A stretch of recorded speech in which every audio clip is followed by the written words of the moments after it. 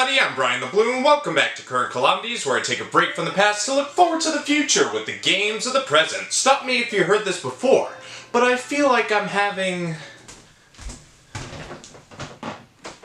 a bolt of brilliance. Detective Pikachu Returns, the long-awaited sequel to the surprising Pokémon spin-off that first came out several years ago. Everybody lost their minds at the idea of a Pikachu talking, like we haven't been conditioned to the idea with Meowth all these years. If more Pokemon would talk, it'd be kick-ass. At least I would think so. I played the original when it came out on the 3DS, and I thought it was a fun spin-off from the norm. Even mentioned it briefly in my Nintendo Labo video as they came out around the same time frame, but you can see which one of those carried on all these years later. I'm excited to continue the story, even though my mind may be a little faded after all these years, but I'm sure it'll all come back to me as a great detective's mind would. Let's get detecting. Turns out I don't need to remember offhand, as Pikachu himself gets us back up to speed with what went down in the original game, and what our goals are now, which is pretty much unchanged. We're still looking for Pikachu's partner and Tim's father, Harry, who's been missing in action, and might hold the key to other lingering mysteries. I wish my dad could answer some of my lingering questions, like why doesn't he like any other game other than Tempest? 2 years have passed since the first game, and now we're finally getting recognition for our work in solving the R incidents? Better late than ever, I guess. And if you don't know what R is, think of it like a typical Team Rocket take over the world plot by taking control of Pokemon. Even though these incidents are referred to as R, they're not involved in the slightest. Of course, we can't even attend an award ceremony without something going down. A random Corviknight appears causing a ruckus and swipes Pikachu's detective hat, so we obviously have to get it back, and that's where the gameplay begins. This mini-case is like a tutorial of sorts, introducing or refamiliarizing players with the kind of detective work you'll be doing, which includes interviewing both people and Pokemon as you and Pikachu are able to communicate that way. How? I don't know! There's a couple different scenarios we can find ourselves in, like we can get sidetracked with other quests, investigate a crime scene more extensively for clues, and some quick time events are thrown in there because why not? Nothing screams solving mysteries and rapidly pressing the A button. In the end, got the hat, got the award, and got the family to crash at my place. Now I have to take care of not only a talking Pikachu, but the rest of my family? You think I have money for this? Then again, what is money in the Pokeverse gets thrown around like Pokeballs when Game Freak allows it. Then we get a synopsis of what we already know, so was the tutorial even necessary? Does Creature think this is that complex? This isn't Mother. The next day, Tim and Peaks were going to get their caffeine kick, but our old friend Inspector Holiday came running to us to help assist in an apparent jewel theft. And now our first full-blown case in this game is upon us. So let's hope you've been taking notes from earlier, because everything you have learned thus far may or may not come into play. You'll obviously be asking questions to both people and their Pokemon, whilst also finding clues to piece everything together. And I wish there was more to describe because I'm fresh out of descriptors. You know what this game reminds me of? You ever heard of Policenauts? Hideo Kojima's sci-fi epic of a visual novel that involves some level of detective work. I was thinking about that game while playing this, and if this game were set in that universe, it'd probably be called Baby Knots. I swear I don't remember Detective Pikachu being this easy, like I don't even have to pay close attention to much of what's going on, as the case falls into place as you would expect. I'm not expecting this game to be on the level of LA Noire, where good eyes and ears are key, but I at least expect more of a challenge than what I'm getting. I remember playing the original game late at night in my bedroom, and I don't know if I was just really tired and didn't pay enough attention, or I'm just really stupid, like I still am today. I'm not perfect here either. I miss a thing here and there as well, but my mistakes can be easily passed by, and as far as I know, don't have any overall effect on the story. So I swear this game should have gotten an EC rating.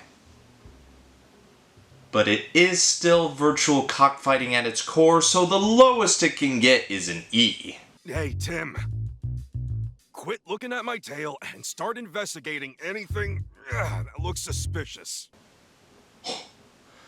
Maybe it should have gotten an E10? So as you gather evidence, you'll be able to answer lingering questions with your cunning intuition. Some of this can take you outside the crime scene and explore other areas close by. You can also help others with aforementioned side quests, and there's plenty of them to go around, and get some plot development moving, including your new love angle with the mayor's daughter. Look at this, our local coffee shop has a stage here. Wonder if they got any pokey hits in their collection. There is a point where you'll need the help of a Pokemon in order to advance further. In this case, we need Growlithe to sniff out another Pokemon, so Pikachu hitches a ride and we get the game's new gimmick, a Poke Team-Up. I know this was heavily advertised for the sequel, and I can tell you firsthand that this is very lackluster. Sure, it's something different, but the gimmick only lasts maybe 10% of a level's length. I mean, it does its job, no problem. We find one Pokemon which points us towards another, a bolt of brilliance later, and we have our culprit. Spoiler alert, it wasn't the butler, but this new guy and his Cramorant. Hang on. What's that cube behind the Cramorant's back? Is this some sort of placeholder glitch, or is he wearing a reflective cube from Portal just because? Turns out that cube becomes a plot device. As being seemingly activated, the Cramorant takes the jewel and flees. The new guy feigns innocence, which is hard to believe. How can you not know your Pokemon has a cube that contrasts with its natural color? We have time to reflect on this back at Tim's place, but not before eating a good meal after a long day's worth of detecting. But we're thrown for another loop as Pikachu seemingly has some sort of flashback sequence, which is pretty cool looking to me. And after that, we have a brief encounter with Mewtwo. This is like a lot to handle all at once. I need my coffee.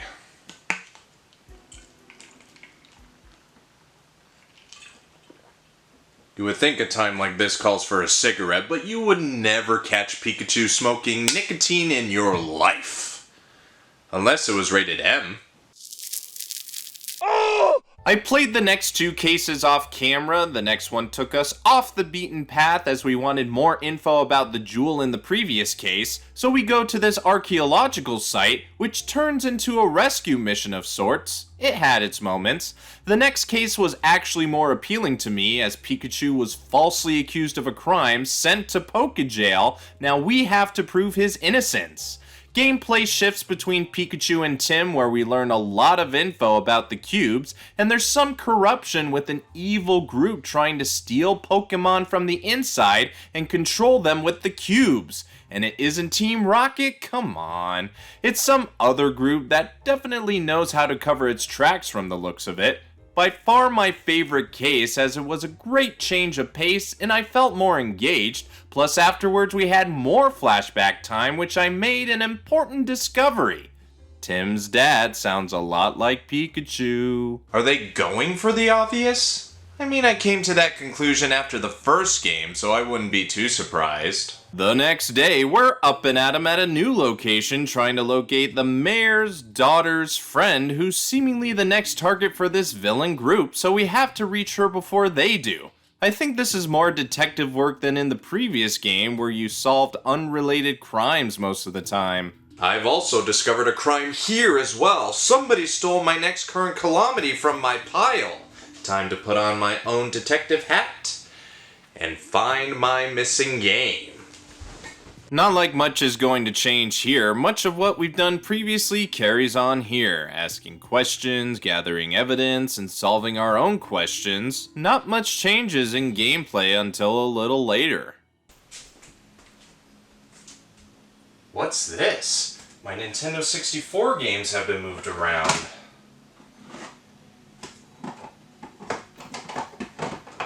Mostly my wrestling games. I'm better at organizing it than this. Somebody's been here recently.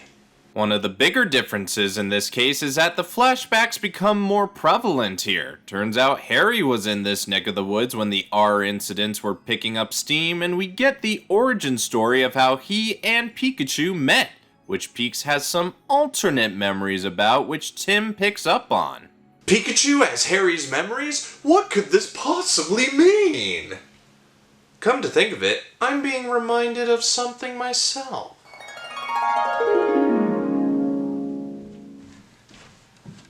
Hey, bro. Hey, bro.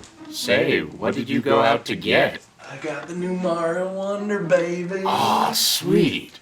Hey, when will I get to try it? You know how this works. The first person who bought it plays it. You're gonna have to wait your turn. Oh. Alright. You have fun with it, I guess. Who was that wanting to play it? Hard to remember. We all look alike. This case's Pokemon that we can ride is the Pangoro Peaks was in jail with, who he now remembers as the one he was protecting when he was a Pancham. Now we can use his power to break boulders or get past seemingly immovable objects by problem solving with brute strength. That's using your head and fists. What? Loser? A note left at the scene of the crime? I think I know who did this. Aha! You would have been the last person I'd think would take a Mario game from my stack. How'd you know it was me? Leaving evidence at the crime scene? Not your finest hour? I'll be taking that back now. No way! I want to try it! You know the rules. The brother who purchased it gets first dibs. It's not even a wrestling game. I don't play those all the time. I just wanted to play something that matched my experience with cocaine. So you're not getting it back. Unfortunately for him, a great detective always has a trick up their sleeve. Hey Alex, Merry Christmas. Oh, oh my god. Oh, what a simple-minded freak. Dumbass. In time, we got to the friend, but the evil group got to her first. We had to fight them off, but they took some important info related to them and something from the previous game. But our focus quickly turns back to Pikachu, and for a change, we interrogate him and his memory of events leading up to how he and Tim's father met, which leads to the ultimate realization that they're one and the same. Yep. Saw that coming. There's more to it with the lore, but we have the confirmation we were looking for. That's as far as I got for the review. We're coming up to the end, but I'll leave it for y'all to check out if you're actually curious to see where the story ends up. I have already played it all the way through, and I'll just say it wraps everything up in a nice little bow. If you're expecting a dark twist like in the first Pokemon film, then you forgot who this game is supposed to appeal to. I might as well give you a little preview of what you can expect. Here's one image, and another, and all these other images, case closed. So with all that being said, what's my overall opinion?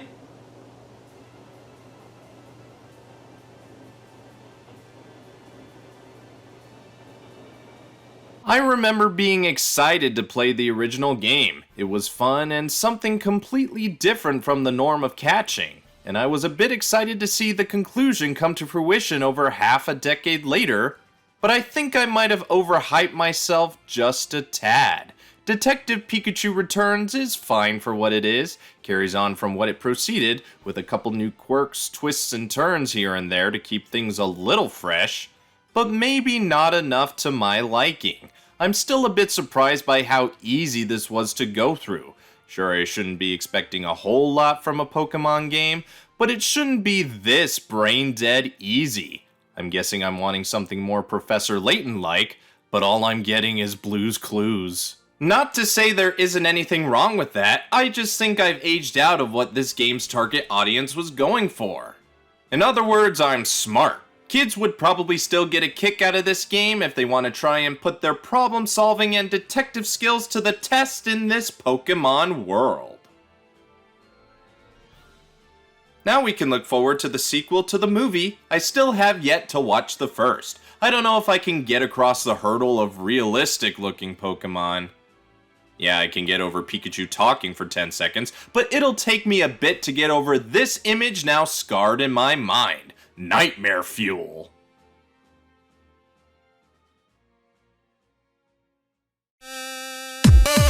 So what do you think? Do you agree with me or have your own thoughts? Let me know by leaving a comment. If you like what you see, like the video with those thumbs up.